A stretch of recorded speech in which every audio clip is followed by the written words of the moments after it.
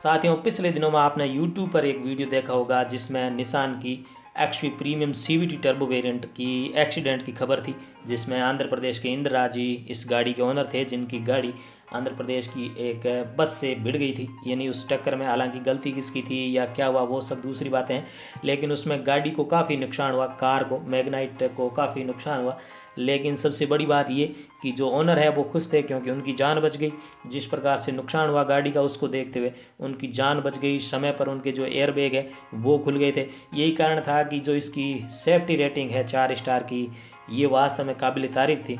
लेकिन साथियों, इंदिरा जी के साथ इसके बाद का जो अनुभव है, यानी कि हम बात कर रहे हैं आफ्टर सेल सर्विस की, काफ़ी चिंताजनक, या फिर कहें कि इंदिरा जी इससे काफ़ी सन्न रह गए। तो उन्होंने अपना अनुभव शेयर किया, वो हम आपके साथ साझा करेंगे। हालांकि कुछ साथी है जिन्हें शायद ये इन्फॉर्मेशन हेल्दी ना लगे, लेकिन फिर भी मैं आपसे निवेदन करूंगा कि क्योंकि निसान की मैग्नाइट से संबंधित है सूचना, इसलिए आपके साथ साझा कर रहे हैं। और आप मैग्नाइट के से जुड़े हुए हैं प्रत्यक्ष या अप्रत्यक्ष रूप से, आशा करेंगे आप इस चैनल को सब्सक्राइब अवश्य करेंगे। तो साथियों, इंदिरा जी ने अपना अनुभव शेयर करते हुए लिखा कि मैं मध्यम वर्ग परिवार से ताल्लुक़ रखता हूं और मैंने Magnite XV premium turbo CVT ये लिया था। इसके पीछे लेने के पीछे जो मेरा कारण था या मैंने जो सोचा, उसके अनुसार इंदिरा जी कहते हैं कि इसकी शानदार कीमत और साथ ही साथ कंपनी ने इस बारे में बहुत सारी बातें की कि इसका मेंटेनेंस कॉस्ट है वो बेहद कम है। इन दो कारणों के चलते मैंने, यानी कि इंदिरा जी ने, Magnite XV premium turbo CVT variant खरीदा। ये उसके बाद इनकी गाड़ी का एक्सीडेंट हो गया। आंध्र प्रदेश की एक आरटीसी बस से इनकी टक्कर हुई, और बड़ी बात या कहें कि अच्छी बात ये कि दुर्घटना में ये बच गए। और ये कह रहे हैं कि मुझे ठीक होने में लगभग 1 सप्ताह से ज़्यादा का समय लगा, हॉस्पिटलाइज हुए वो। लेकिन इस दौरान इनके भाई शोरूम और इंश्योरेंस कंपनी के साथ संपर्क में थे, और एक्सीडेंट के बाद आमतौर पर जो कार्यवाही होती है, फॉर्मेलिटीज़ होती है डॉक्यूमेंट की, वो सब चीज़ें कर रहे थे। तब उसके बाद जो रिपेयर एस्टीमेट की बात करें, यानी कि इसको ठीक करने के लिए कंपनी ने, इसके जो सर्विस सेंटर ने एक एस्टीमेट भेजा कि भैया आपको इतना रुपया खर्च करना पड़ेगा। वो वास्तव में बहुत ज़्यादा, जो कंपनी कह रही है कि ये मेंटेनेंस बहुत नाम मात्र का मेंटेनेंस है, इस मामले में उनके होश उड़ गए।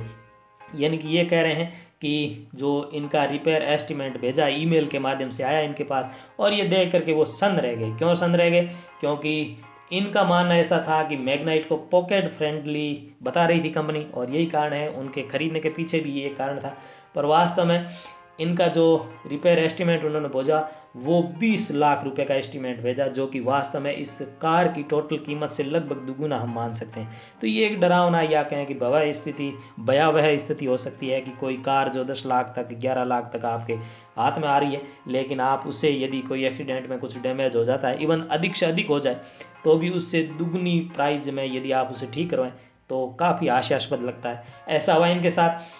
स्पेयर पार्ट की सूची भेजी गई जो काफ़ी ज़्यादा महंगी थी, और उनकी प्राइस भी उनके साथ उन्होंने ईमेल के द्वारा भेजी गई। और कंपनी ने इसके साथ एक और चीज़ जो भेजी वो ये था कि उन्होंने ये लिखा कि आपको यदि गेट पास बनाना है, यानी इस कार को कार्यशाला में, यानी ठीक करने के लिए फैक्ट्री के अंदर ले जानी, मतलब सर्विस सेंटर के अंदर ले जानी है, तो आपको 1% जो है वो एडवांस देना पड़ेगा इस अनुमानित कीमत का।